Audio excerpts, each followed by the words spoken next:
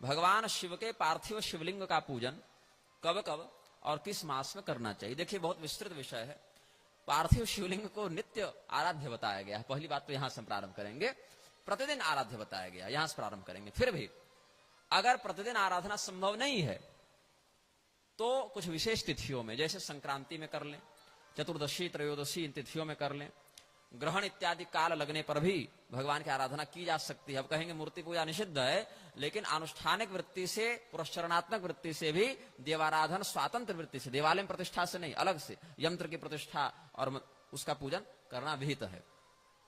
फिर जन्म दिवस पर जिस तिथि में जन्म हुआ हो, जिस नक्षत्र में जन्म हुआ हो और जिस वार में जन्म हुआ हो, वहां विशेष करके अपने इष्ट की पूजा का विधान बताया गया है। तो अपने जन्म दिवस पर, अपने जन्म नक्षत्र पर, अपने जन्म तिथि पर, यह हो गया। उसके अतिरिक्त शिवपरक जो तिथियां हैं, जैसे त्रयोदशी और चतुर्दशी विशेष करके शिव जी के लिए विहित हैं, उनमें करें। संक्रांति में करें, जो कि हर महीने सूर्य की एक बार तो आती ही है, और ग्रहण इत्यादि पर करें। या ऐसे योग जो संसार के लिए अशुभ माने गए हैं, जैसे व्यतिपात हो गया, गंडमूल हो गया, ऐसे स्थितियों में भी लोक के कल्याण की कामना से इन योगों का अशुभ प्रभाव न दिखाई पड़े, इस भावना से भगवान का आराधन करना चाहिए।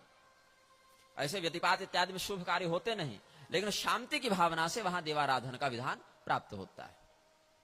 और अगर रोज कर सके तो अति उत्तम बात है।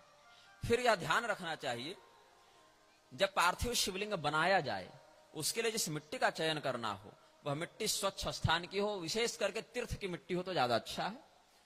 गंगा तट की मिट्टी, नर्मदा तट की मिट्टी, ये सब हो तो ज्यादा अच्छा है।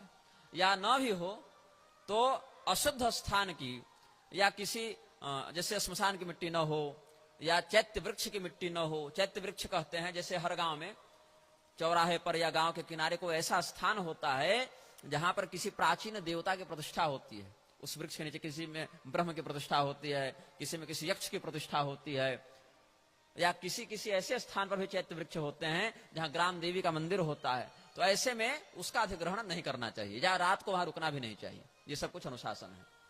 जिस जल का प्रयोग किया जावे उस मिट्टी को गूंथने के लिए, मिट्टी तो सूखी है, उसको गीला करेंगे, उसको सानेंगे, तब तो लिंगाकृति का निर्माण करेंगे। तो उस जल में भी शुद्धता होनी चाहिए। बिना स्नान किए या मन में अपवित्र भाव को धारण करते हुए शिवलिंग का निर्माण नहीं करना चाहिए। हाँ, इसमें एक मत और मिलता है, शिवलिंग की आकृति अंगूठे से ज्यादा बड़ी ना हो, यह भी एक विधान प्राप्त होता है। शिव पुराण में और ज्यादा विस्तार से है, लेकिन सार बता देता हूं, फिर यहां के प्रकरण पर आगे जाऊंगा।